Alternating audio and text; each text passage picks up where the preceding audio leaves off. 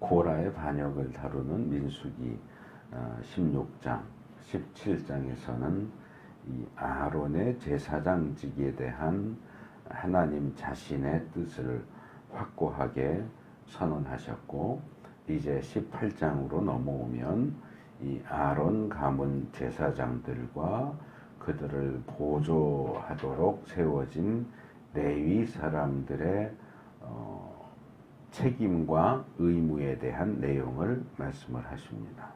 그래서 전반적인 이야기의 흐름은 자연스럽게 흘러가는 것으로 보이고, 오늘 살펴볼 민수기 18장 내용을 크게 네 부분으로 나누어서 살펴보도록 하겠습니다. 먼저 지금 봉독해 주신 1절에서 7절은 제사장과 레위 사람들의 책임에 대한 내용입니다. 조금 전에 말씀드렸던 것처럼 16장, 17장 고라 사건은 아론의 제사장 직분과 관련되어 있고, 그것을 다르게 표현하면 16장 5절에 나오는 표현처럼 누가 하나님께 속한 사람이며 누가 거룩하며 누가 그에게 가까이 나갈 수 있느냐 하는 문제, 그리고 누가 주님께서 친히 선택하신 그 사람이냐 하는 문제와 관련됩니다. 그래서인지 18장의 첫 단락은 지금 말씀드린 16장 5절에 나오는 표현들과 연결되어 있다 하는 것을 알 수 있습니다. 그래서 본문을 자세하게 보시면 제사장의 책임에 대한 내용이 제일 앞에 1절하고 제일 끝에 7절에 짧지만 강조적으로 나오고, 그 중간인 2절에서 6절이 제사장을 돕는 레위인에 대한 내용으로 되어 있습니다. 그래서 이것을 수미상관 이렇게도 하고 봉투형 이렇게도 하는데, 앞과 뒤, 이 봉투의 앞부분하고 뒷부분을 똑같은 내용으로 제시하는 것을 통해서 그 내용을 강조하는 어떤 문학적인 기법입니다. 그래서 먼저 제사장에 대한 내용을 강조적으로 제시하고, 중간에 이제 레위인에 대한 내용을 이야기하는데, 이 내용들을 보면 이 제사장과 레위인이 져야 할 가장 큰 책임은 뭐냐? 성소를 범한 죄에 대해서 책임을 진다 하는 겁니다. 일단 성소를 범한다라고 하는 것도 살짝 애매한 면이 있지만, 성소를 범한 죄에 대해서 책임을 진다 하는 것도 명확하지는 않습니다. 우리가 바로 앞에 나와 있던 16장과 17장을 보면 어떤 하나님이 세우신 직책 또는 인물에 대해서 반역을 일으키는 그것이 성소를 범하는 범죄와 관련이 있는 것으로 보이기도 하지만, 이미 우리가 살펴본 그 내용에 따르면 성소를 범한 죄에 대한 어떤 책임은 반역을 일으킨 사람들 자신이 당했단 말이에요. 그래서 다 심판받고 죽고 이렇게 했는데, 그 내용을 얘기하는 거라면 여기 와서 그것에 대한 책임은 제사장들과 레위인들이 진다라고 얘기하는 것은 뭔가 조금 안 맞아 보입니다. 그래서 이 책임이라고 하는 것을 조금 다르게 이해한다면, 이 18장에도 계속해서 나오고 17장에서도 나왔던 걸로 기억을 하지만, 자격이 없는 일반 이스라엘 백성이 성소에 함부로 가까이 접근하거나 만져서는 안 되는 것과 접촉하거나 보면 안 되는 것을 보는 그 일을 차단하기 위해서 그 중간에서 어떤 지성소도 그렇고 성소도 그렇고 이렇게 막이 쳐 있잖아요. 중간중간에 성막 들어가는 입구에도 막이 쳐 있고, 그래서 제사를 드리려는 사람은 그 성막에 쳐 있는 막을 지나서 성막들로 들어가고 이 성막들에서 짐승을 잡고 제사를 드리니까 성막들에 있는 제단이나 물두멍은 볼 수 있겠죠. 근데 그거 정도 가지고는 성소를 범했다라고 얘기하지 않아요. 그런데 우리가 제가 레위기 1장 번제를 다루면서 이 제사를 드리는 사람의 역할과 제사장의 역할을 이렇게 구분해서 말씀을 드렸잖아요. 대부분의 제사와 관련된 과정은 제사를 드리는 사람이 다 합니다. 제물을 가지고 와서 죽이고 피를 받고 가죽을 벗기고 토막을 내고 내장과 다리를 씻고 하는 그 모든 힘든 일들은 다 제사를 드리는 사람이 해요. 그럼 제사장은 뭘 하느냐? 하나님께 드릴 부위, 번제는 물론 그렇게 다 토막을 내면 토막 낸 걸 다 드리지만 그 외의 번제는 일부, 기름기 부분, 그러니까 기름기 부분을 떼어내는 것도 제사를 드리는 사람이 다 해요. 그러면 기름기 부분을 떼어내면 그거 제단에 올려서 태우고, 피 받아 놓으면 그거 제단 밑에 쏟거나 불에 바르거나 하는 피와 기름에 대한 부분만 제사장이 하고 나머지는 제사 드리는 사람은 이미 다 한단 말이에요. 그런데도 불구하고 별로 하는 것 없어 보이는 제사장이 왜 제사에 꼭 필요하냐? 제단에 기름을 들여서 태우고 피를 뿌리거나 바르는 그 일은 제사장만 할 수 있어요. 말하자면 요즘식으로 말하면 자격증인 거죠. 제사장만 그 일을 할 수 있는 자격증이 있어서 심지어는 성막일을 돕는 레위인도 그 일을 할 수가 없어요. 그러니까 레위인이 제사장님 바쁜데 내가 도와드려야 하지 하고 뭐 피를 대신 뿌리거나 기름을 지방 부분을 대신 제단 위에 올리거나 이러면 이게 성소를 범하는 죄가 되는 거예요. 그리고 이제 더군다나 일반 이스라엘 백성이 다 자기가 할 거 해놓고 제사장만 할 수 있는 일을 자기가 하려고 한다고 하면 그것도 역시 성소를 범하는 죄죠. 그러니까 성막의 여러 가지 일을 돕는 일은 레위인까지 할 수 있는 거고, 제단과 관련된 것 또는 성소에 들어가서 금 촛대에 불을 껐다 켰다 하는 거, 향단에 분향하는 것, 떡상에 떡을 올리고 빼고 하는 거, 그리고 그건 다 제사장만 할 수 있는 거고, 지성소까지 들어가서 뭔가를 하는 것은 대제사장만 1년에 한 번 하도록 되어 있어요. 그 외의 사람들은 제사장이라고 해도 지성소에는 들어갈 수 없어요. 이게 딱 선이 딱딱 그어 있어요. 근데 이 선을 넘어가는 것이 성소를 범하는 죄라는 거죠. 그러니까 그 일들을 자격이 없는 사람들이 감히 하겠다고 하지 않도록 울타리 역할을 해주는 게 레위인이고 제사장이라는 거죠. 그러니까 제단에서 하는 일은 제사장이 할 거야. 그러니까 레위인이 할 필요 없어. 일반 이스라엘 백성이 할 필요가 없어. 성소에 들어가는 거, 그리고 지성소에 들어가는 거는 대제사장이 할 거니까 제사장이 할 필요 없어. 이렇게 되는 거죠. 그러니까 이것을 책임을 진다라고 표현을 하는 것 같아요.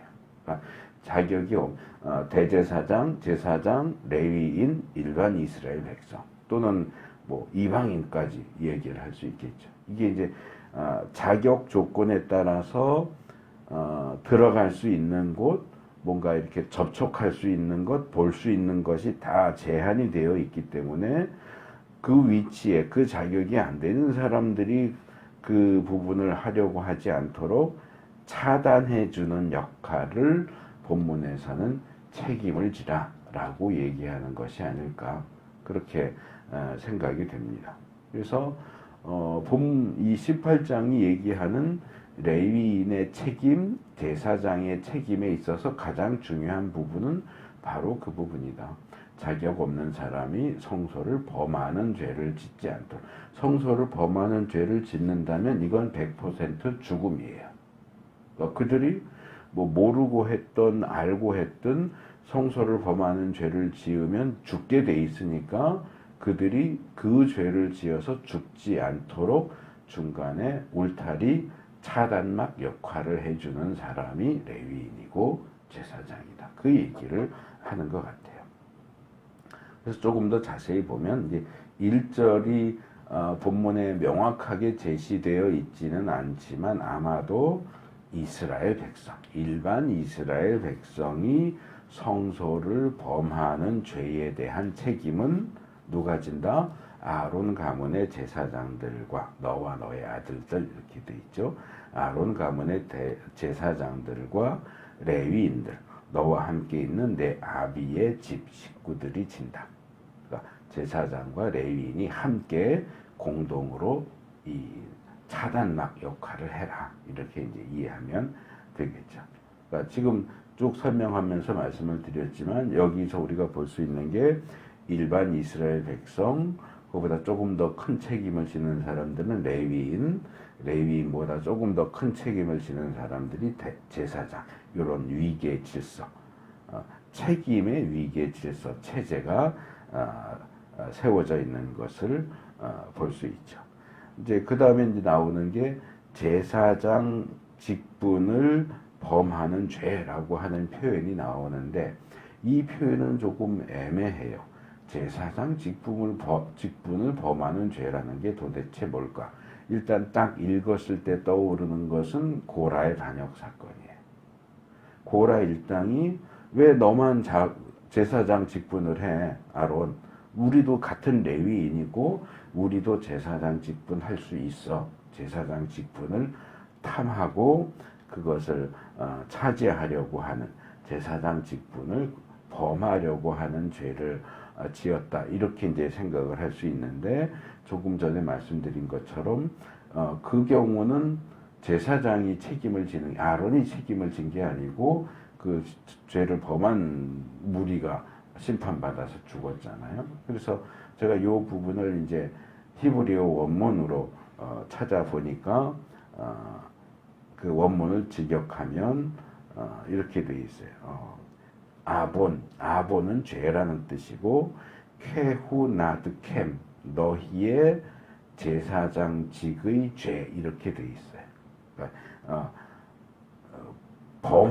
범한다라고 하는 단어는 나오지 않고 제사장 직분의 죄 이렇게 되어 있어서 전체적인 이야기의 흐름을 고려할 땐 이것은 그러니까 성소를 범하는 죄, 제사장만 할 수 있는, 제사장 직분에 있는 사람만 할 수 있는 역할을 누군가가 선을 넘어서 하려고 하는 것.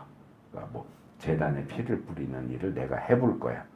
뭐 제사 체험 뭐 이러면서 피 뿌리는 거 하고 뭐 기름 태우는 것도 하고 분향하는 것도 하고 금초 때 불 껐다 켰다 하는 것도 하고 진설정 했다가 빼는 것도 해볼 거야 라고 레위인이든지 일반 백성이든지 제사장만 할 수 있는 그 제사장 직분을 가진 사람에게만 허용되는 일을 누군가가 나도 해볼래 하는 그런 경우가 아닐까.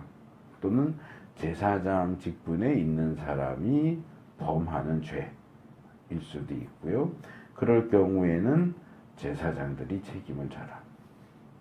근데 이제 여기 이제 레위인과 관련된 내용이 길게 나오는데 쉽게 풀어서 얘기하자면 제사장 직분과 관련된 죄는 제사장들이 책임을 져야지 레위인들에게 책임을 전가하면 안 된다.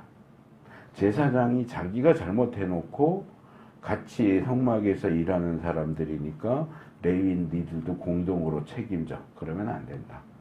제사장 직분에 대한 죄는 제사장 책임이고 레위인이 감당해야 될 영역에 대한 죄는 레위인이 책임지고 이 책임의 한계를 분명하게 선을 긋는 내용으로 이해할 수 있을 것 같습니다. 두 번째로 2절에서 6절은 이제 레위 사람들에 대한 내용인데 이 부분도 1절에서 7절 내용에 제일 처음에 나오는 1절과 제일 끝에 나오는 7절이 제사장에 대해서 다루면서 수미상관 또는 봉투형 어떤 형태를 보여준다고 했죠. 이 2절에서 6절도 마찬가지예요. 제일 처음에 2절하고 제일 마지막에 6절이 동일한 내용을 반복하고 있습니다. 그 내용은 뭐냐 하면 이 레위 사람들은 하나님께서 아론과 그의 아들들에게 선물로 준 사람들이다. 그래서 제사장들을 돕는 일을 하라고 하나님께서 제사장들에게 선물로 주신 사람들. 레위 사람들이 어떤 사람들이냐? 레위 사람들은 어떤 역할을 해야 하느냐 하는 것에 대한 내용이 2절과 6절에 반복되면서 강조되고 있습니다. 그래서 그들은 제사장들이 증거의 장막 그러니까 지성소 앞에 성소나 성막에서 섬길 때에 그들을 돕는 역할을 하라고 주신 보조자들이다. 그러니까 말하자면 이런 거죠. 번제단에 기름과 피를 하는 것은 제사장만 해요. 그럼 레위인들은 뭘 할 거야? 번제단에 계속 불이 타려면 장작이 필요하잖아요. 그러면 장작을 준비하는 일 같은 거는 레위인이 했겠죠. 또 물두멍에서 이제 씻어야 되는데 그 물두멍에 물을 공급하는 것도 아마 레위인들이 했겠죠. 그리고 레위인들은 성소에는 들어갈 수 없지만 등불에 불을 켜려면 뭐가 필요해? 기름이 필요하고 심지가 필요하잖아요. 분향할 때도 향이 필요하고요. 진설병 할 때도 빵과 포도주 같은 것들이 필요하다면 그런 것들을 준비하는 일은 레위인들이 하지 않았겠느냐. 기름 준비하고 심지 준비하고 향 준비하고 진설병 준비하고 포도주 준비하고 하는 그 모든 말하자면 오늘날로 치자면 사찰 집사님 같은 역할을 하는 거죠. 사찰 집사님 같은 역할은 레위인들이 하고 정작 자격을 갖춘 사람만 해야 되는 그 일은 전문가인 제사장이 하고 일반 백성들은 와서 제사 드리고 뭐 재물 가지고 와서 제사 드리고 향 가지고 와서 예물로 드리고 하는 이런 일들을 이렇게 역할이 딱딱딱딱 분담이 돼 있는데 일반 백성들은 할 수 없지만 굳이 제사장들이 하지 않아도 되는 이런저런 일들을 하라고 레위인들을 제사장 가문에 선물로 줬다. 보조자로 줬다 하는 것이 레위 사람들의 어떤 정체성 또는 책임에 대한 반복되는 내용입니다. 그런데 레위 사람들이 제사장을 돕는 그 일은 한계가 있습니다. 제한적입니다. 앞에서 계속 말씀드렸듯이 제사장만 해야 하는 영역이 있기 때문에 레위 사람들이 제사장의 보조자로 역할을 하더라도 제사장만 할 수 있는 영역을 침범하면 안 돼요. 그것도 성소를 범하는 죄죠. 그래서 장막과 성막과 관련된 전반적인 모든 일을 맡아서 하되 제사장이 시키는 일만 해야 돼요. 시키지 않는 일을 뭐 열심히 지나쳐서이든지 아니면 주제 넘게든지 선을 넘어서 이것도 제가 할게요 이렇게 하면 절대로 안 돼요. 딱 선 그어주는 여기까지만 해야 됩니다. 특별히 레위인들은 성소에 있는 여러 기구들이나 제단들에게 가까이 가면 안 돼요. 아예 뭔가를 하는 것뿐만 아니라 아예 가까이 가는 것도 안 돼요. 그러니까 성막들을 왔다 갔다 할 수는 있지만 제단에 가까이 가면 안 되고 물두멍에도 가까이 가면 안 되고 그러니까 아마 물을 공급할 때도 이렇게 떠서 근처에 갖다 놓기만 하면 물두멍에 물을 비우거나 거기 물을 채우는 일은 제사장이 했겠죠. 번제단 청소하는 것도 아마 제사장들이 하고 이렇게 모아놓으면 그것도 이제 제사장이 갖다 버리고 이렇게 하지 그런 금지된 제한된 부분에 대해서는 아예 가까이 가는 것조차 금지되고 있는 것을 볼 수 있습니다. 그리고 뭐 번제단이나 물두멍은 노출되어 있지만 성소에 있는 것, 지성소에 있는 것은 휘장으로 이렇게 입구가 가려져 있기 때문에 안 보이지만 어쩌다가 뭐 바람이 불어서 펄럭펄럭 하거나 제사장이 들어가면 이렇게 옆으로 치우고 들어가잖아요. 그러면 안에가 이제 흙이 보일 수 있단 말이에요. 근데 보는 것도 안 돼요. 이렇게 벌어져서 뭔가가 보인다고 하면 이렇게 눈을 돌리든지 해서 눈을 감든지 해야지 그걸 보기만 해도 죽어요. 어떻게 보면 굉장히 뭐 지나치게 엄격한 거야 아니야 라고 할 수도 있지만 이미 레위기 6장에서 그 내용들을 살펴봤죠. 만져도 안 되고 봐도 안 되고 그래서 옮길 때 레위 지파의 세 가문이 성소에 있는 그 성소를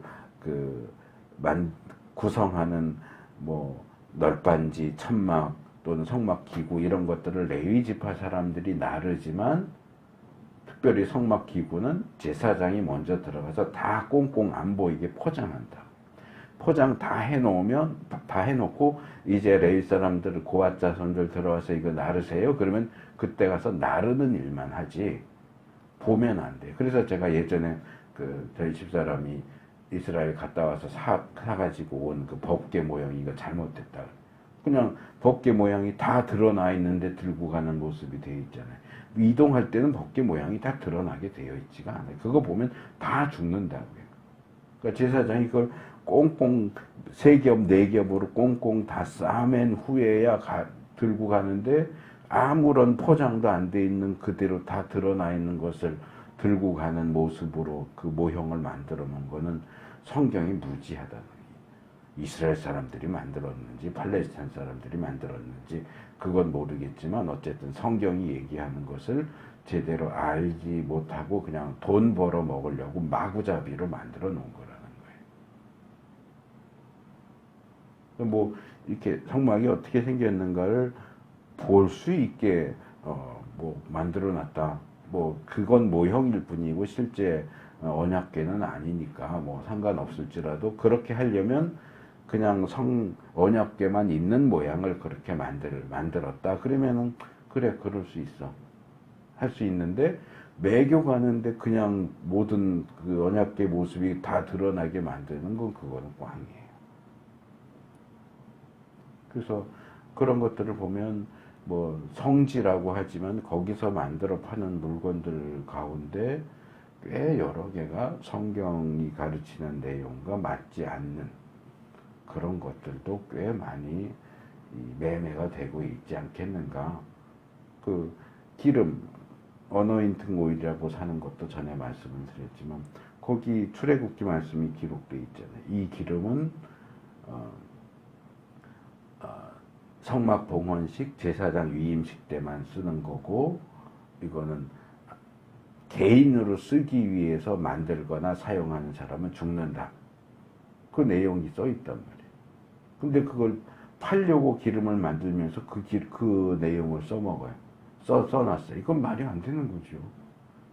그 얘기는 우리가 죽을 죄를 졌습니다라고 인증하는 거랑 똑같아요. 그 기름은 일반 기름이지, 일반 오일이지, 그 성경에 나오는 그 기름이 아니에요. 그거는 개인이 쓰기 위해서든지 그렇게 팔기 위해서 만들면 죽게 돼 있단 말이에요. 근데 그걸 이해를 못하고 그 포장지에다가 그 구절을 써놨어요. 그런 부분에 대해서 뭔가 좀 성경의 내용과 맞지 않는 부분들을 좀 세심하게 구별할 줄 아는 그런 게 필요합니다. 그래서 이 내용들을 보면 어쨌든 레위인과 제사장이 맡아야 할 책임은 뭐냐? 어떤 차단막, 중간에 완충제 역할을 해서 선을 넘지 못하도록, 선을 넘어서 죽는 사건이 발생하지 않도록 중간에서 이렇게 차단하는 역할, 그 책임이 레위인과 제사장들이 져야 하는 가장 중요한 책임이다. 이렇게 이해를 할 수 있습니다. 그 다음에 이제 8절에서 20절, 8절 이하의 내용은 다 이 제사장과 레위 사람들의 권리에 대한 내용이에요. 제사장과 레위 사람들이 이런 책임을 져야 한다라는 내용이 제일 먼저 나오고 7절 정도에 걸쳐서 나오고 이제 그 뒤에 나오는 내용은 이런 역할을 감당해야 하는 제사장과 레위인에게는 어떤 것이 주어지느냐, 그들이 어떤 것을 취할 권리가 있느냐. 그러니까 직장인이 회사에 출근하면 해야 하는 일이 있겠죠. 그게 이제 책임에 대한 내용이고, 이제 성실히 직장에서 일하면 뭐 수당이 어떻게 되고 월급은 기본급이 얼마가 되고 뭐가 해서 얼마를 받는다.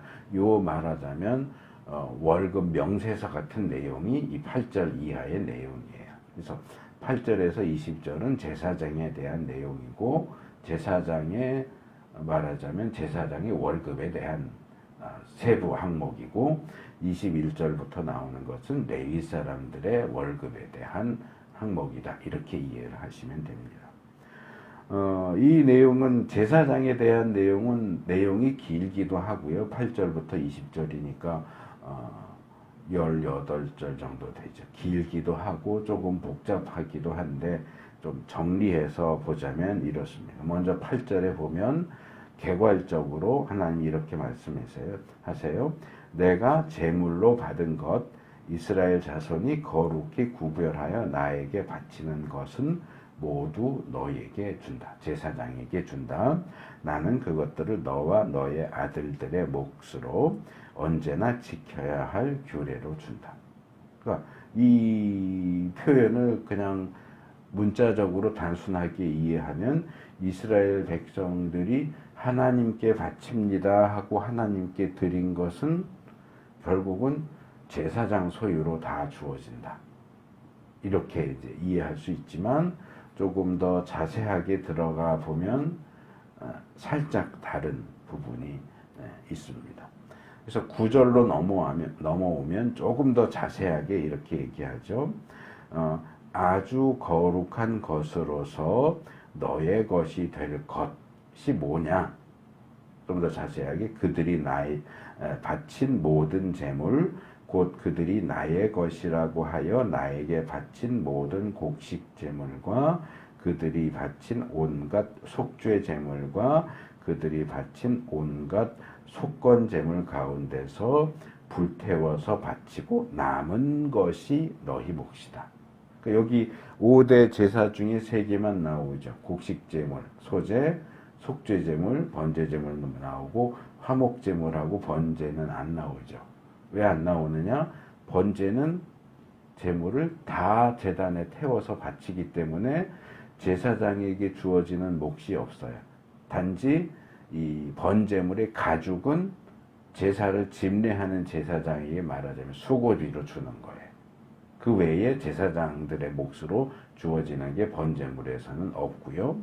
그 다음에 화목제물에서는 피와 기름은 제단에 태우지만 아마 가죽을 포함한 대부분의 고기들은 화목제사를 드린 사람에게 돌려줘서 나눠 먹게 돼 있단 말이에요. 그러니까 그 중에서는 이 제사장 몫으로 주어지는 게 있기는 해요. 뭐 이제 뒤에 또 나오지만 거제물, 요제물 그래서 제단에 태우지 않고 거기 위에서 이렇게 제물을 이렇게 들어서 이렇게 좌우로 왔다 갔다 하면 해서 드리는 요제 또는 이렇게 들었다 이렇게 더 위로 올렸다가 내리는 방식으로 제물을 바치는 거제.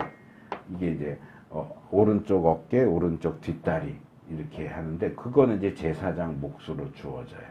번제물에 가죽을 주듯이 그 화목 제사를 집례한 제사장에게 제사장 몫으로 주어져요. 그 외에는 화목 제사를 드린 사람에게 주어서 이틀이나 사흘 이내에 다 먹도록 하기 때문에 이제 동네 잔치를 할 수밖에 없어요. 그것이 그 기한을 넘기도록 남으면 이미 드린 그 제사가 무효가 되기 때문에 기를 쓰고 그 기간 안에 다 먹어야 돼요. 그러니까 다 먹으려면 사람들을 불러서 동네 잔치를 할 수밖에 없죠.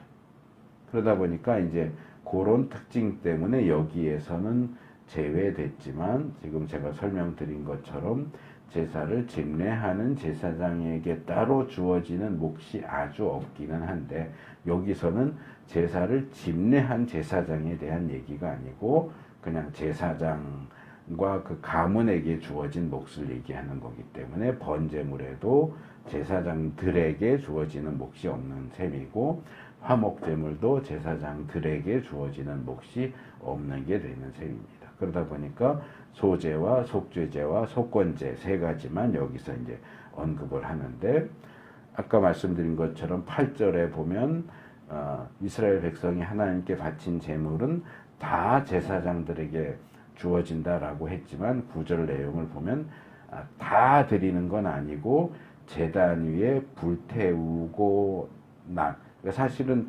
나머지라고 하지만 제단 위에 불태워지는 게 소량이고 나머지가 사실은 대부분이에요. 표현을 나머지라고 하지만, 그래서 제단에 불태워 드리는 것을 제외한 나머지는 거의 모든 것들은 제사장들의 몫으로 주어진다. 그래서 본문에 그렇게 제단의 일부만 제단에 바치고 남은 것들을 제사장들에게 주어지는 그 나머지를 두 번이나 아주 거룩한 것, 그러니까 예전 개혁에는 이제 지성물, 그러니까 지성소처럼 지성물 이렇게 얘기하고요.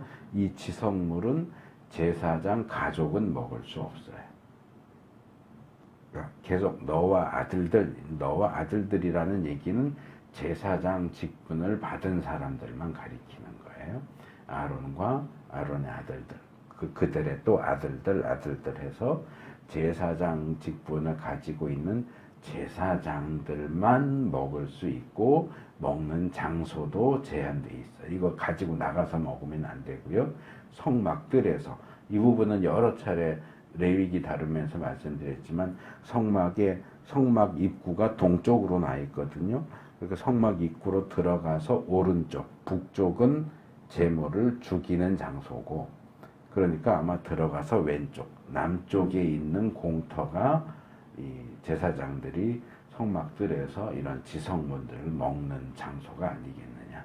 그래서 어쩌면 테이블 같은 게 거기 놓여져 있을 수도 있다. 제물을 잡는 부분도 토막을 내야 되기 때문에 그냥 흙바닥에서 하진 않았을 것 같고, 거기도 이렇게 테이블이 몇 개 정도 있었을 가능성이 있다. 제가 여러 차례 이 사진, 그림 같은 거 가지고 설명을 드렸던 적이 있습니다. 그래서 지성물은 제사장들만 성막들에서 먹도록 되어 있습니다. 그 다음에 이 8절, 9절, 10절이 하나님께 드려진 제물, 제단에 불태워 드리도록 드린 제물 가운데서 제사장들에게 주어지는 몫을 다루었다면, 11절과 12절에서 14절 이 부분은 이 제단에 태워서 바치지 않는 제물의 경우를 다룹니다. 그래서 11절은 조금 전에 제가 말씀드렸던 거제물이나 요제물을 어떻게 하느냐 하는 거고, 12절에서 14절은 또 다른 내용을 다루죠. 먼저 11절에 보면 이스라엘 자손의 제물 가운데서 들어 올려 바친 것, 이게 이제 거제물이고요. 그들이 흔들어 바친 것, 이게 이제 요제물이죠. 그것은 영원히 제사장 가문의 분깃, 유산, 기업으로 주어집니다.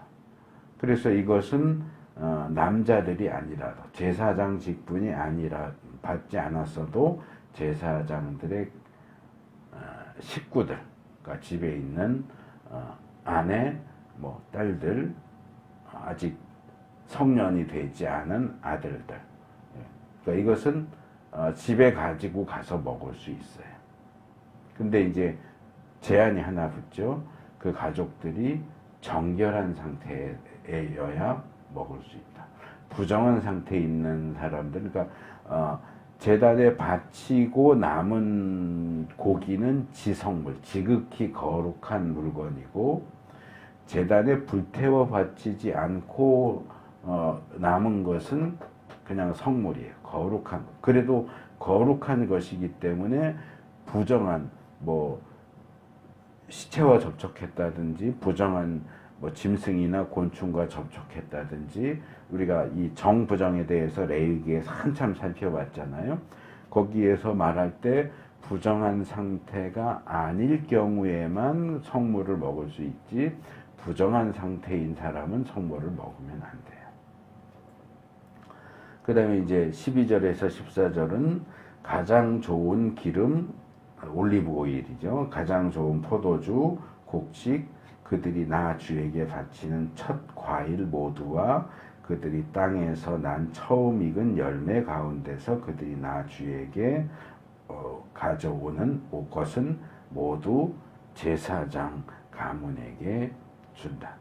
그러니까 이제 앞에 두 개 항목은 짐승 제물과 관련돼 있죠. 물론 이제 소제물도 있긴 하지만 이제 이 세 번째 항목 12절에서 14절은 과일과 야채, 곡물과 관련된 식물성 예물, 말하자면 식물성 예물과 관련된 건데 이스라엘 백성은 이걸 하나님께 예물로 바치지만 이 식물성 예물은 제단에 태워드리지 않아요.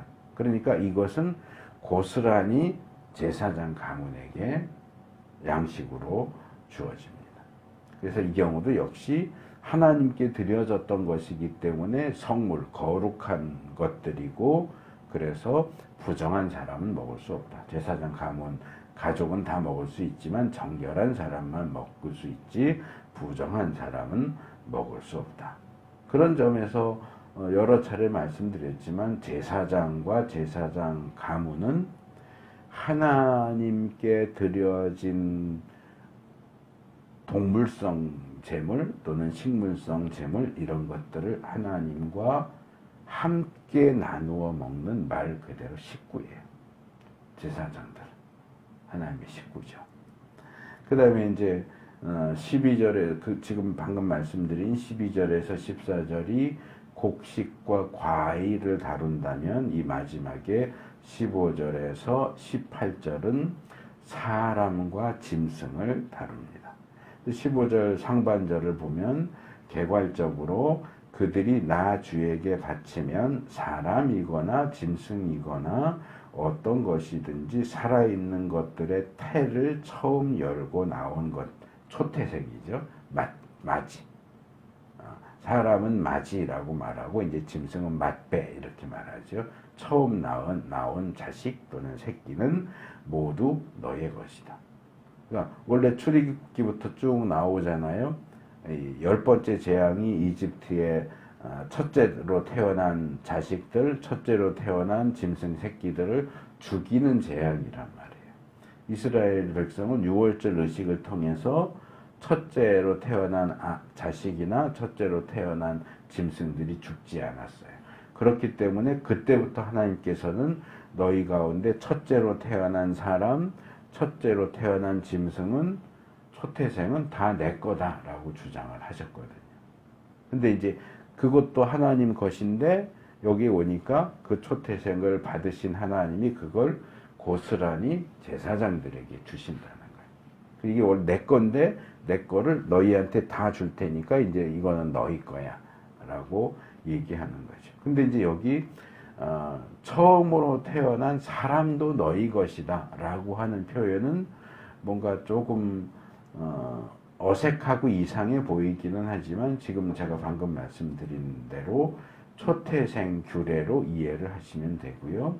이 출애굽기에서부터 나왔던 이 초태생 규례는 여기 민수기 8장 오면 이제 다시 정리가 어떻게 되느냐 하면 이스라엘 12지파의 초태생은 인구 조사를 하면서 등록을 해야 돼요. 그 사람들은 하나님께 바쳐진 사람, 하나님의 소유예요. 그래서 하나님의 소유인 이 사람들을 레위 사람들과 1대1로 맞교환을 해요. 근데 보통 보면 12지파의 첫째이고 여기는 레위 지파 전체, 생후 몇 개월부터 계산을 하거든요. 그래도 한 지파이다 보니까 1대1로 하면 모자라요. 레위 사람들의 숫자가 모자라요. 그러니까 레위 사람과 1대1 맞교환이 된 사람들은 됐고, 이제 1대1 맞교환할 레위 사람들이 남아있지 않는 경우에는 속전을 드리라고 그래요. 이제 레위 사람과 맞바꿀 수가 없으니까 너희들은 너희 자신을 되찾는 의미에서 너희 자신의 목숨값을 돈으로 내라. 그래서 그 부분도 예전에 말씀을 드렸는데, 그래서 아마 그렇게 바쳐진 속전은 성막 비용으로 사용하지 않았겠느냐. 그러면 레위 사람과 1대1 맞교환이 안 된 사람들은 속전을 내야 했는데, 그러면 레위 사람과 1대1 맞교환이 된 사람들은 속전을 안 냈겠느냐. 이 부분은 성경에 나오지 않는데, 예전에 제가 한두 번 정도 다뤘던 기억이 나는데, 이제 이건 저의 추측인데, 레위 사람들과 1대1 맞교환 사람들도 속전을 내기는 했을 거다. 왜냐하면 자기 대신 레위 사람들이 하나님 소유가 돼서 성막에서 섬기게 됐잖아요. 그러면 맞교환이 안 된 사람들은 돈을 내서 그게 성막 비용으로 사용하게 했다면, 맞교환이 된 사람들은 돈을 내고 아마 그 돈은 맞교환된 레위 사람들에게 주지 않았겠느냐. 그러니까 우리나라도 예전에 뭐 조선시대나 이런 때 보면 불합리하지만 부자인 사람들은 병력의 의무를 뭐 배 몇 필 이렇게 해서 내는 걸로 하고 군역을 안 하는 경우도 있고, 또는 그것으로 가난한 집 사람을 사가지고 돈을 주거나 배를 주거나 해서 대신 병력을 하도록 시키는 경우가 있거든요. 그러니까 그거랑 아주 비슷한 거예요. 원래는 12지파의 마지가 하나님의 소유가 돼서 성막에서 섬기든지 하나님만 섬기는 일을 해야 되는데, 대신 레위 사람들이 그들을 대신해서 그 일을 하는 거예요. 그러면 너랑 나랑 1대1로 바꿨으니까 나 대신 수고해 빠이빠이 그러고 왔을까요? 1대1 맞교환 안 되는 사람들은 돈을 냈는데, 1대1 맞교환한 사람들은 아무것도 안 내고 그냥 너 나 대신 해 그러고 왔을까요? 그러진 않았을 것 같아요. 그래서 아마 동일한 액수의 속전을 냈는데, 맞교환된 사람들의 속전은 아마도 레위 사람, 그들을 대신해서 섬길 레위 사람들에게 주어졌을 거고, 레위 사람들이 없는 경우에는 그것이 성막 비용으로 사용되지 않았겠는가. 이건 이제 제 추측입니다. 100% 확실한 건 아니고 그냥 추측이에요. 짐승의 경우도 내용이 좀 복잡해 보이는데, 부정한 짐승의 맏배, 처음 태어난 짐승 새끼도 속전을 받고 되돌려줘야 한다. 근데 이 내용은 이 부정한 짐승의 맏배에 대한 규례, 특별히 이제 대표적으로 나귀가 나오면서 출애굽기 13장 13절이나 34장 20절에 2번 나오는데, 거기에는 이 부정한 짐승의 맏배, 나귀 같은 경우는 속할 수 없다. 되찾아갈 수 없고 반드시 목을 꺾어서 죽여라 라고 되어 있거든요. 그러니까 대신 양이나 염소나 이런 걸로 바꾸든지, 양, 염소 대신, 그러니까 초태생을 레위 사람으로 대체하는 것처럼 부정한 짐승의 초태생은 양이나 하나님께 제물로 바칠 수 있는 양이나 염소와 바꿔서 그 양, 염소를 제물로 바쳐야 되는데, 난 그렇게 바꾸지 않겠어 라고 한다면 죽이라고 돼 있어요. 근데 여기에는 죽이라고 안 돼 있고, 속전을 내면 그 나귀를 되찾아갈 수 있다라고 얘기를 해서, 출애굽기 13장 34장에 나오는 내용과 여기 민수기 18장에 나오는 내용이 서로 모순되는 듯한 내용이 나옵니다. 근데 이 문제는 제가 이미 레위기 제일 마지막 장인 27장을 다루면서 서원과 뭐 예물에 대한 내용에서 살짝 언급을 했어요. 이런 경우에 나귀 새끼를 죽이지 않고 그냥 제물로는 바칠 수 없으니까 죽이는 거 외에는 대안이 없었는데, 또 다른 대안이 뭐냐, 이 나귀 새끼를 그냥 성막에 바치는 거예요. 성막 전용으로 바쳐서 죽이지 않고 살아있는 채로, 아까 뭐 장작이나 이런 거 얘기했잖아요. 그럼 산에 가서 나무를 하고 이렇게 해야 되는데, 그걸 레위 사람들이 다 일일이 들고 메고 하기는 어려우니까 어떤 짐, 시장 가서 향도 사와야 되고, 뭐 진성병 만들 밀가루도 사와야 되고, 이런 걸 사람이 일일이 다 지고 다니기 어려우니까 나귀에게 짐을 지어서 운반 수단으로 사용할 수도 있단 말이에요. 그러니까 이런 경우에 이제 성막 소속 전용, 말하자면 트럭 같은 거죠. 포터 같은 걸로 이 나귀를 사용하는 경우도 있을 수 있다. 그러니까 이 나귀를 죽여라라고 하는 것은 뭐냐 하면, 이 나귀도 첫 태생이니까 하나님의 소유인데 이것을 살려두면 누군가가 그거를 사용할 거란 말이에요. 하나님께 소속돼서 하나님만을 위해서 사용돼야 하는 그 짐승을 누군가가 사적인 용도로 사용할 수 있기 때문에 그것을 방지하기 위해서 죽이라는 거거든요. 그러니까 나귀를 아예 성막에 바쳐서 성막에서만 사용하는 용도로 사용한다면 죽이지 않고 바치는 경우도 있을 수 있다 하는 것을 제가 레위기 27장에서 말씀을 드렸고요.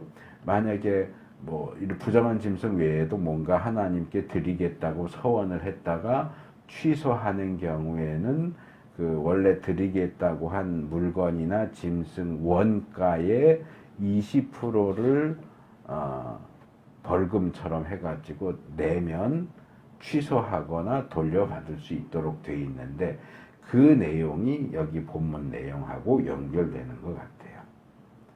그래서 이 나귀의 첫 새끼 같은 경우는 이 정해져 있는 속전, 돈을 내면 되찾아갈 수 있으니까, 양이나 염소가 대신했던 것이 돈으로 이제 바뀌는 거죠. 돈을 들이면 그 나귀를 찾아가서 네가 원하는 용도로 사용할 수 있다.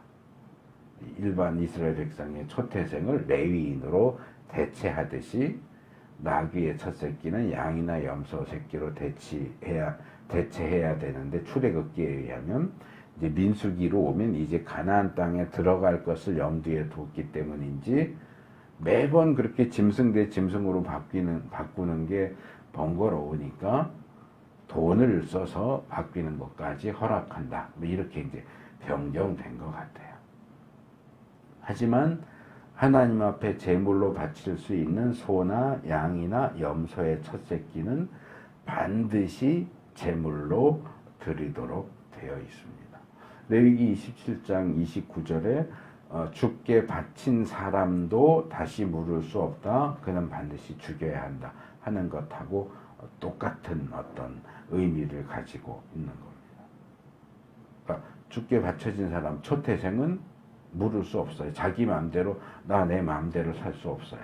그러면 물으려면 어떻게 해야 되느냐? 죽이든가, 나귀의 첫 새끼처럼 죽이든가, 아니면 나귀 새끼를 양이나 염소 새끼와 바꾸듯이 이 하나님께 아주 바친 사람은 레위인하고 바꾸든가, 아니면 이제 속전을 드리든가, 이제 요 얘기를 하는 거죠.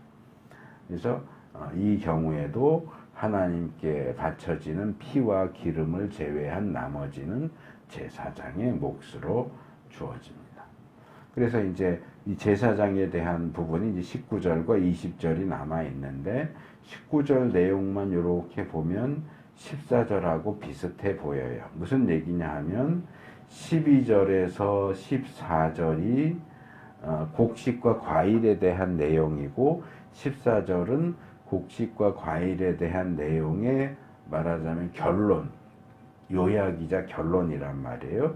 그렇기 때문에 15절에 앞서 18절은 사람이나 짐승의 초태생에 대한 내용이고 19절을 보면 15절에서 18절 내용을 요약하고 결론을 내리는 내용인 것처럼 보이는데 19절 뒤에 20절이 한 절 더 나와 있단 말이에요. 그래서 19절하고 20절을 같이 묶어서 보면 이 8절부터 18절까지 나온 제사장에게 주어지는 네 가지로 나눠서 얘기했잖아요. 제단에 바쳐지는 제물에 바쳐지고 남은 것, 거제물과 요제물, 그리고 곡식과 과일, 그리고 초태생에 대한 내용, 이 네 가지 내용을 총정리하는 내용이다. 그래서 이스라엘 자손이 하나님께 바친 거룩한 제물은 제단에 태워서 바치는 일부를 제외한 모든 것이 제사장과 그 가문에게 영원한 분깃으로 주어지고, 이것은 제사장 가문을 위해서 하나님 앞에서 대대로 지켜야 하는 소금 언약이라는 표현이 구약에 가끔 나오는데, 이건 뭐냐면 소금은 변하지 않아요. 소금을 실온에 여름에 더운데 땡볕에 놔뒀더니 소금이 상했어. 그렇지 않아요. 소금은 변하지 않아요. 상하지 않아요. 그렇기 때문에 소금 언약은 변하지 않는 언약이라는 뜻이에요. 그래서 고대 사람들은 서로 계약을 할 때 소금을 같이 나눠 먹었다는 얘기도 있어요. 그러니까 먹으면서 우리 서로 변하지 말자, 이거죠. 그래서 하나님과 이스라엘 백성 사이에, 또 하나님과 제사장 가문 사이에 변하지 않는 언약이다. 소금 언약이다. 근데 그렇다고 해서 이게 성전과 제사장 직분이 영원 무궁하다는 얘기는 아니에요. 지금 이스라엘의 제사장, 성전도 없고 제사장 직분도 없잖아요. 그러니까 이것은 영원하다라는 의미라기보다는 성전이 존재하고 제사장 직분이 존재하는 한 계속 지속적으로 이런 의미로 이해를 해야지, 영원히라는 의미는 아니고 지속성을 얘기하는 것으로 이해하면 될 것 같습니다. 그래서 이런 원칙이 세워졌기 때문에 앞으로 들어갈 가나안 땅에서 제사장들과 레위 사람들에게는 별도의 유산, 땅이 주어지지 않아요. 12지파는 가나안 땅을 이렇게 어디서부터 어디까지나 어느 지파 이렇게 해서 땅을 유산으로 나눠봤지만, 제사장 가문과 레위 지파에게는 땅을 따로 주지 않습니다. 왜? 하나님 자신이 그들의 유산이에요. 그들의 생계를, 다른 지파는 땅을 받아서 거기서 농사 짓고 짐승 치고 하면서 거기서 생계를 유지할 것을 얻어야 하지만, 레위 사람들은 농사 짓고 짐승 치고 이렇게 하지 않아도 성막에서 섬기기만 하면 하나님께서 그들의 생계를 보장해 주시기 때문에 그들에게는 땅을 따로 주지 않는다. 이게 이제 뒤에 여호수아나 사사기 넘어가면 계속 나와요. 레위 지파에게는 땅을 주지 않는다. 그래서 다른 일반 직업을 가지지 않고 하나님만을 전적으로 섬기는 일을 하는 제사장과 레위인들이 자기의 생계를 위해서 다른 직업을 갖거나 노동을 하지 않고 성전에서 나오는 것들로 생존과 생활을 하게 된다 하는 이 원리는, 신약으로 오면 이 복음 사역자들이 복음으로 말미암아 교회로부터 성도들로부터 통해 주어지는, 그러니까 제사장 레위인들은 성막과 성전에서 받는데, 성막과 성전에서 받는 것들은 결국 이스라엘 백성들이 바치는 거잖아요. 그러니까 하나님이 제사장과 레위인들에게 주시지만 사실 이것은 성막 성전에 바쳐지는 것을 그들에게 주시는 거고, 성막 성전에 바치는 건 누가 하느냐? 이스라엘 백성들이 해요. 요 시스템이 신약에도 그대로 오는 거죠. 성도들이 교회에 바치는 것을 하나님께 바치는 거죠. 하나님께서 그것을 받아서 하나님만 전적으로 섬기는 일을 하는 복음 사역자들에게 생활하고 생계를 위해서 주시는 그 원리하고 그대로 이제 맞아 떨어지는 거죠. 그래서 고린도전서 9장 13절 14절에서 성전에서 일하는 사람은 성전에서 나는 것을 먹고 제단을 맡아보는 사람은 제단 제물을 나누어 가진다. 이게 레위 사람과 제사장을 얘기하는 거죠. 가진다는 것을 여러분은 알지 못합니까? 이와 같이 주님께서도 복음을 전하는 사람들에게는 복음을 전하는 일로 살아가라고 지시하셨습니다. 그래서 뭐 최근에 이제 한국 교회 안에 그 이재철 목사님이 목회자 세미나 하면서 했던 발언 때문에 막 난리가 났어요. 그분이 얘기하면서 목회자가 목회만 전념해서 해야지 다른 직업을 가지고 사역을 하는 것은 전문 프로가 아니다.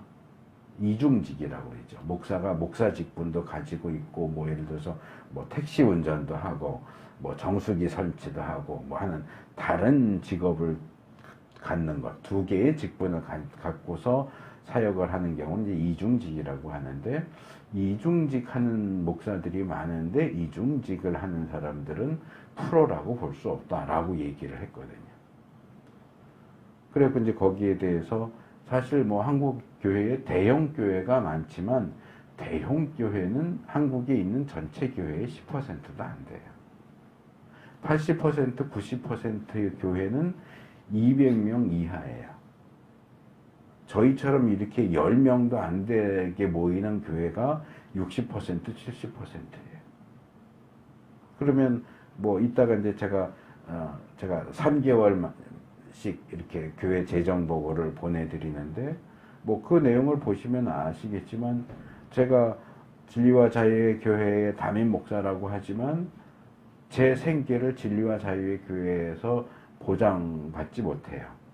왜냐하면 뭐 어쨌든 그래도 헌금해 주시고 또 외부에서 해 주시는 분도 있고 이래서 이제 꽤 많은 액수가 있긴 하지만 그거를 제 생계로 매달 꼬박꼬박 받으면 그 지금 비축돼 있는 비용이 금방 몇 년 사이에 금방 날아가거든요. 그래서 제가 교회를 시작하고서 몇 년간은 아예 전혀 사례비를 받지 않았었고 제 기억에는 3년 전부터인가 이제 저도 몸이 아프고 이래서 한 달에 30만 원. 이건 사례비도 아니고 생활비도 아니고 담임 목사 생활 보조비.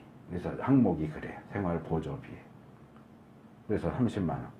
그리고 2년 전에는 10만 원 올려서 40만 원. 올해부터는 10만 원 올려서 50만 원 해서 생활 보조를 하는데 한 달에 50만 원 갖고 못 살죠, 사실상. 그러니까 이렇게 모이고 뭐 11조도 하고 감사헌금도 하고 주일 헌금도 하고 또 외부에서 몇 분 이렇게 헌금해 주시는 분도 있고 해서 뭐 평균 한 100만 원에서 200만 원 정도 이제 그것도 이제 들쭉날쭉하지만 헌금이 들어오지만 여기 월세 30만 원 꼬박꼬박 나가죠. 전기세 내야죠. 수도세 내야죠. 그리고 또 교회에 필요한 물품도 사야죠. 뭐 경조사 있으면 또 경조사도 해야죠. 그러다 보니까 내가 담임이니까 나 생활하는 거는 교회에서 다 줘야 돼 라고 가져갈 수가 없는 형편인 거예요. 그러니까 제가 몸이 멀쩡했습니다. 저 같은 경우는 이제 지금도 원고 쓰는 일을 하지만 또 원고 쓰는 일은 제가 예전부터 했고 다른 일은 해본 적이 없으니까 이제 그렇게 하긴 하지만 원고도 제가 구약 파트만 맡고 있기 때문에 7월, 8월, 9월은 생명유산 본문이 사도행전이에요. 그러니까 저는 원고 쓸 일이 없는 거예요. 저는 이제 10월부터 지금 쓰고 있는데 잠언이 15일치. 그러니까 제가 쓰는 만큼만 돈을 받는 거예요. 매달 월급처럼 정해진 액수가 나오는 게 아니고 제가 원고를 쓰는 만큼만 돈이 나오기 때문에 그것도 이제 생활하기에 충분하지는 않죠. 그러니까 이제 저와 비슷한 형편에 있는 목사들이 너무나 많은 거예요. 그러니까 교회는 시작했는데 교회에서 생활비가 다 안 나와. 그러니까 어떻게 먹고 살아야 되니까. 아내가 있고 자식들이 있는데 나는 그냥 목회만 할 거야. 이렇게 어려우니까 결국 다른 직업을 가지고 목회를 하면서도 다른 직업을 가지고 한단 말이에요. 그게 이제 이중직인데 이제 이재철 목사님은 이중직을 하는 목사는 프로답지 않다. 이러니까 이제 다 벌떼처럼 들고 일어나는 거예요. 이재철 목사님 당시는 아내가 홍성사 출판사 했고 교회 이미 인지도가 있는 상태에서 교회를 시작했기 때문에 사람들이 많이 모였고 생활비도 전혀 부족해 본 적이 없는 사람이 그런 형편을 모르는 사람이 이중직을 할 수밖에 없는 그런 사람들에게 프로답지 않다라는 말을 할 수가 있느냐. 물론 그분은 그분 나름대로 또 뭐 다른 뭐 생각이 있어서 얘기를 했을 수도 있으니까 무조건 비난할 수만은 없다고 생각을 해요. 근데 이중직 하지 마 이럴 저희 교단도 이중직이 사실은 금지되어 있어요. 예수교 장로의 합동교단은 목사의 이중직을 금한다라고 법적으로 되어 있거든요. 그럼 이중직을 금지할 거면 이중직을 할 수밖에 없는 목사들의 생활을 책임져 주든가 교단에서.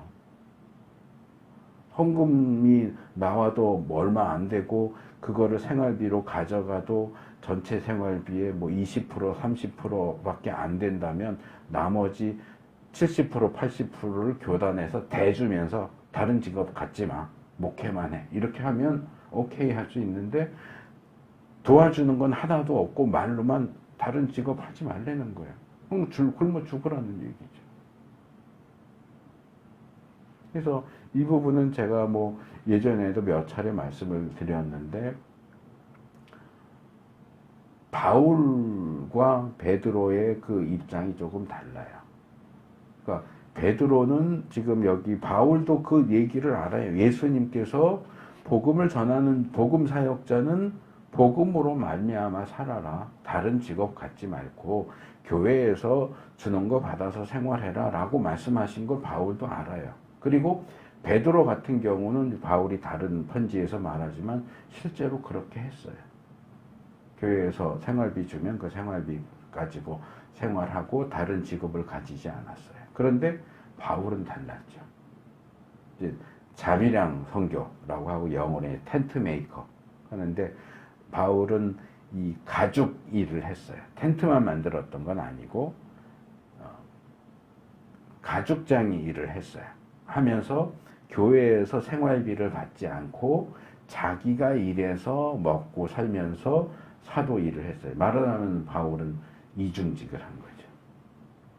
근데 그게 어떻게 가능했느냐? 바울은 랍비 출신이에요. 가말리엘 생도로서 랍비 교육을 받은 사람이에요. 랍비 교육은 처음부터 직업 교육을 같이 해요. 그러니까 랍비라고 해서 생활비를 받지 않아요. 랍비는 다 직업이 따로 있어요. 자기가 벌어 먹고 살 수 있는 기술이 있어서 그걸로 생활을 하면서 사람들이 와서 이거 어떻게 할까요? 물어보면 무료로 공짜로 상담을 해주고 가르침을 줘요. 그러니까 랍비의 전통은 돈을 받지 않고 자기가 일해서 먹고 사는 전통이에요. 그러니까 바울은 자기가 자신이 랍비였기 때문에 그 전통에 따라서 일을 하면서 자기가 쓸 비용을 또는 자기 선교팀의 비용까지도 자기가 다 부담을 했어요. 근데 베드로가 속해 있는 전통은 랍비 전통이 아니에요. 그리고 예수님께서도 사도들, 교회 감독들은 다른 직업보다도 교회에서 주는 생활비로 복음으로 먹고 살아라 라고 말씀하셨기 때문에 그것을 이제 따랐던 거고. 그렇기 때문에 이런 배경적인 것을 이해해야 되는데 만약에 바울처럼 자비량해 그러면 신학교에서 직업교육을 같이 시켜야 돼. 신학교육만이 아니고 어디 가서든지 그 기술을 가지고 생활을 할 수 있는 기술 교육을 같이 시켜줘야 된다. 근데 신학교에서 직업교육 시켜주는 데 없어요. 아무 데도 없어요.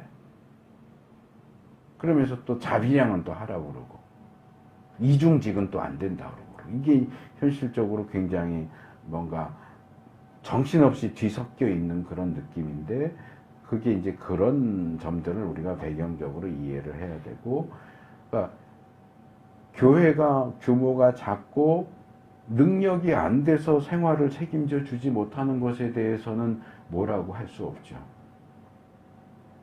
우리처럼 교인이 얼마 안 되고 교인들이 다 11조를 내는데도 그걸로 안 돼. 그럼 어떻게 하겠어요? 생활비 대줄 수 있는 만큼 헌금 더 많이 해. 이럴 수 있어요? 그러면 교인들 자기도 생활이 힘든데? 그럼 어쩔 수 없어요. 그건 어쩔 수 없는 상황은 어쩔 수 없는 상황으로 받아들여야 돼요. 근데 그것을 무조건 안 돼. 목사는 목회만 해야지 생계를 위해서 다른 일을 하면 안 돼. 이렇게 말해서는 안 되고, 또 바울의 텐트 메이커는 이건 랍비 전통이고 예수님이 제자들에게 가르쳤던 그것과는 또 살짝 다르다는 것도 이해를 해야 되고, 뭐 여러 가지 이제 복합적인 것이 있는데, 어쨌든 기본적인 것만 얘기한다면 바울이 고린도서에서 말한 것처럼 구약의 전통, 성막에서 섬기는, 성전에서 섬기는 들은 성전에서 나오는 것을 먹고, 제단에서 섬기는 제사장은 제단에서 나오는 것을 먹듯이, 복음으로 섬기는 사람들은 복음, 교회에서 나오는 것을 먹고 산다는 게 기본 원리다. 그러나 현실적인 측면에서 바울의 텐트메이커 랍비 전통이라든지, 또 현실적으로 교회의 규모가 작고 성도의 수가 적고 모이는 헌금의 액수가 적어서 목사가 생활비로 다 가져다 쓸 수 없는 그런 예외적인 상황들에 대해서는, 뭐 예외적인 상황이 너무 많으니까 문제이긴 하지만, 그거는 이제 선교사들도 마찬가지죠. 뭐 선교 후원을 받는다고 해도 사역하고 생활하기에 충분할 만큼 후원을 받는 건 아니잖아요. 그것도 이제 막 다니면서 후원해 주세요 이렇게 해가지고 정말 차고 넘치게 후원을 받는 소수의 선교사들도 있겠지만, 대부분의 선교사들은 또 그렇지 않거든요. 그리고 교회 재정 어려워지면 제일 먼저 끊는 게 사역자들과 관련된 재정하고 선교와 관련된 재정을 제일 먼저 끊거든요. 그러니까 그런 경우에 선교사들이 선교지에서 사역하면서 생계를 위해서 일을 하는 거 금지시킬 수 있어요? 보내놓고 생활은 책임져 주지 않으면서 당신은 선교사 일만 해. 다른 일 하면 안 돼. 이거는 어렵죠. 그런 어떤 원칙적인 부분과 현실적인 부분을 좀 잘 이해하는 것이 필요하겠다. 세 번째, 네 번째, 네 번째는 좀 간단하게 말씀을 드리겠습니다. 21절에서 24절, 제사장의 몫에 대해서는 8절에서 20절 꽤 길게 했는데, 레위 사람들의 몫은 좀 짧죠. 21절에서 24절인데, 여기는 레위 사람들에게 주어지는 건 하나밖에 없어요. 나는 레위 자손에게는 이스라엘 안에서 바치는 열의 하나, 이 11조죠. 11조를 모두 그들이 받을 유산으로 준다. 이것은 그들이 회막일을 거두는 것에 대한 보수이다. 그러니까 레위인이 받는 것은 단순해요. 이스라엘 백성들이 바치는 11조. 근데 이제 여기에는 10분의 1을 모두 준다라고 그랬지만, 이것도 좀 자세하게 들어가면 모두는 아니에요. 11조 가운데 일부예요. 왜냐하면 뭐 예를 들어서 신명기 12장이나 14장, 26장 보면 이 11조를 어디서 어디에 쓰냐에 대한 용도가 정해져 있어요. 그러니까 레위인들에게만 100% 주는 게 아니고 성막 비용으로도 일부 쓰고요, 구제 비용으로도 일부 써요. 그러니까 아마 이스라엘 백성들이 바치는 11조 가운데 한 70% 정도, 80% 정도만 레위인의 생활비로 쓰고, 나머지는 이제 성막 비용, 구제 비용 이렇게 썼던 것 같아요. 그러니까 11조의 일부분을 이제 레위인들의 생활비로 주는 거죠. 근데 이제 제사장에게 주는 내용은 4가지 종류나 되잖아요. 거기에 비하면 레위인에게는 1가지 종류, 11조를 레위인들에게 준다라고 해서 레위인에게 주는 몫이 너무 적은 거 아니야? 이렇게 생각할 수 있지만 그렇지는 않아요. 이제 레위인들이 바쳐지는 11조를 전부 가져가는 건 아니고 일부만 가져간다라고 했으니까 이제 그 부분을 감안해야 되지만 그냥 단순하게 얘기를 하자면 이래요. 레위 지파를 제외한 이스라엘 지파는 12지파예요. 12지파가 자기들 수입의 10분의 1을 바쳐요. 그럼 전체 수입이 10이라고 할 때 10분의 1을 바치면 다른 이스라엘 지파는 한 달에 수입에 얼마를 가지고 생활을 해요? 10분의 1을 바쳤으니까 10분의 9요. 그렇죠? 일반 지파들은 9를 가지고 생활을 해요. 근데 바쳐진 것은 10분의 1이지만 12지파가 바쳤으니까 얼마가 모여요? 가분수가 돼요. 10분의 12가 모인단 말이에요. 그러니까 이 10분의 12를 레위 지파가 다 가져간다 그러면 다른 지파는 9를 가지고 생활해야 되는데 레위 지파는 12를 가지고 생활을 하는 거니까 경제 그 능력이 훨씬 올라가는 거죠. 3이나 올라가요. 근데 이제 아까 말씀드린 것처럼 11조 100%를 레위 지파에게 주는 건 아니고 그래서 제가 70%에서 80%라고 얘기하는 게 아마 다른 일반 지파들과 비슷한 수준 9 정도 주고 나머지 3은 구제나 성막용으로 사용하지 않을까 아마 비슷한 수준으로 주지 않았을까라고 생각을 해요. 그래서 앞에서도 말씀드렸지만 레위인과 제사장은 성소를 범해서 죽는 일을 방지하기 위해서 일을 하는 사람들이에요. 그러니까 레위인도 제사장도 자기들도 자칫 잘못하면 성소를 범하는 죄를 져서 죽을 수 있는 굉장히 위험한 직업을 가지고 있는 거죠. 그렇다면 그만큼 위험한 역할을 하기 때문에 위험수당을 그만큼 더 준다라고 생각을 하면 되는 거예요.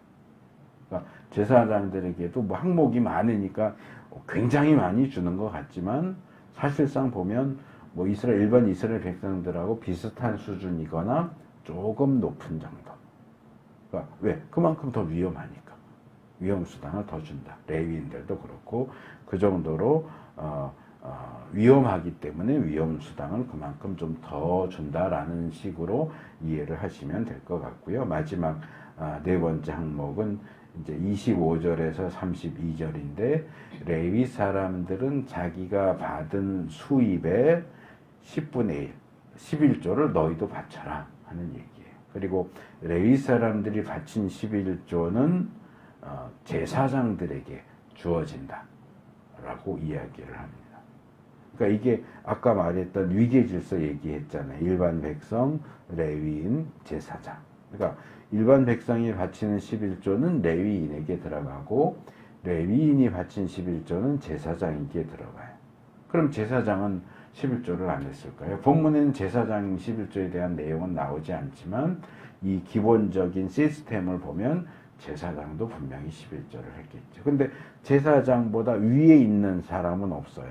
그러니까 아마 제사장이 바치는 11조는 다 제단에 바쳤거나 아니면 성막에 바쳐져서 성막 비용으로 사용됐을 거다라고 생각이 됩니다. 그리고 이 레위 사람들이 11조를 바치는 것과 관련해서 상당히 중요한 원칙이 하나 주어지는데 가장 좋고 가장 거룩한 부분을 바치라는 거예요.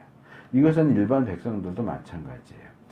하나님 앞에 11조를 바칠 때 대충 드리면 안 되고 가장 좋고 가장 거룩한 부분을 바쳐야 되고 레위 사람들은 그 받은 것들 중에서도 또 역시 가장 좋고 가장 거룩한 부분을 11조로 바쳐야 됩니다. 이전에 여러 차례 말씀드렸던 부분인데 우리가 하나님께 바치는 것은 항상 가장 좋고 가장 거룩한 부분을 바쳐야 돼요. 내가 쓰다 남은 걸 바치는 게 아니고 월급 받았으면 막 쓰다가 남았네 계산해서 11조 드려야지 바치는 게 아니고 월급을 받으면 그 중에서 제일 먼저 빳빳한 돈으로 11조 따로 떼놓고 11조 떼놓고 이제 주일 되면 11조 드리는 거고 나머지를 가지고 생활을 하는 게 그게 옳은 거예요. 막 쓰다 보니까 11조가 모자라네? 그럼 뭐 어디서 빌려갖고 땡겨서 이렇게 하면 안 되고 11조는 아예 월급을 받는 순간에 따로 떼어놔라. 이건 왜? 내 몫이 아니고 하나님 몫이니까. 하나님 몫을 따로 떼놓고 주일 되면 11조 하고 나머지를 가지고 생활. 가장 좋고 가장 거룩한 부분을 드려야 된다. 우리가 입으로 뭐 주님 사랑해요 뭐 어째요 저째라고 얘기를 아무리 해봐야 그것과 상관없이 하나님께 어떤 부분을 드리느냐가 그게 진짜 내 믿음인 거예요. 사랑하는 주님한테 쓰다 남은 거 드립니다. 그러면 그게 그 사람의 믿음의 수준인 거예요. 마지막 32절이 중요한데 가장 좋은 부분을 들어 올려 바침으로써 너희는 이 일에 죄를 짓지 아니할 것이다. 너희는 이스라엘이 바친 거룩한 제물을 더럽히지 않도록 하여라. 이게 무슨 얘기예요? 내가 받은 수입의 가장 좋고 가장 거룩한 부분을 바치지 않는 것은 죄를 짓는 것이다. 그리고 내가 받은 이스라엘 백성이 바친 11조를 더럽히는 일이다. 그러니까 내 수입의 11조를 가장 좋고 가장 거룩한 것으로 바치지 않는다면 그 돈을 11조를 해도 그건 범죄하는 행위가 되는 거고 나머지 내가 받은 10분의 9도 더러워져요. 부정해지는 거예요. 그럼 이것도 망하고 저것도 망하고 헌금으로 드리는 돈도 부정해지는 거고 나머지 내가 쓰는 10분의 9도 부정해지는 거고 이건 다 망하는 거예요. 그래서 이 내용을 풀어보면 가장 좋은 것을 바치지 않는 것은 바치는 일에 있어서 죄를 짓는 것이고 내 수입 전체를 더럽히는 일이고 그 결과는 죽음이다. 그래서 뭐 헌금 뭐 이러고 저러고 한다고 해서 죽이기까지 해 이럴 수 있지만 성경이 분명히 그 얘기를 하잖아요. 나답과 아비가 왜 죽었어요? 분향 잘못하다가 죽었어요. 아나니아와 삽비라가 왜 죽었어요? 헌금하면서 속이다가 죽었어요. 하나님의 뜻은 지엄합니다. 우리가 하나님께 바치는 그 일에 있어서 속임수 쓰면 안 되고 삥땅하면 안 되고 나쁜 거 드리면 안 되고 항상 가장 좋고 가장 거룩한 것을 드려야 됩니다. 오늘 그 이중직 얘기 원래 준비하지 않았었는데 그 얘기가 나온 길에 얘기하느라고 좀 길어졌는데요. 일반 사람들이 성막을 범하는 죄를 지어서 죽지 않도록 하나님 좀 더 가까이에 어떤 차단막 역할을 하도록 하나님께서 특별히 세워주신 레위 사람들, 제사장들의 책임과 의무에 대한 내용을 권리에 대한 내용, 책임과 의무가 아니고 책임과 권리죠. 살펴봤습니다. 시편 128편 2절에 이런 말씀이 있어요. 내 손으로 일한 만큼 내가 먹으니 이것이 복이요 은혜로다. 우리가 수고하고 일한 만큼 보수를 받아서 먹고 사는 것이 하나님이 정하신 원리입니다. 하지만 이 타락한 세상에서는 그게 잘 안 되죠. 내가 일하고 했는데 일한 만큼 돈을 못 받아요. 이건 이제 부조리고 악이죠. 중간에 누군가가 그것을 가로채 가니까 힘이 없는 사람들은 한 달 동안 죽어라고 일했는데도 일한 만큼도 못 받는 그런 나쁜 상황들이 벌어지는데 그나마 내가 일한 만큼 먹을 수 있다면 그게 복이다 라고 얘기를 합니다. 특별히 이 신앙 공동체 안에서 이 하나님이 정하신 이 원리가 지켜지도록 노력해야 됩니다. 그래서 하나님께서 자기 백성을 위해서 마련하신 이 시스템이 제사장들 레위인에 대한 시스템 그리고 복음 사역자들에 대한 이 시스템이 서로에게 유익이 될 수 있도록 각각의 위치에서 최선을 다하는 우리가 될 수 있기를 축복합니다.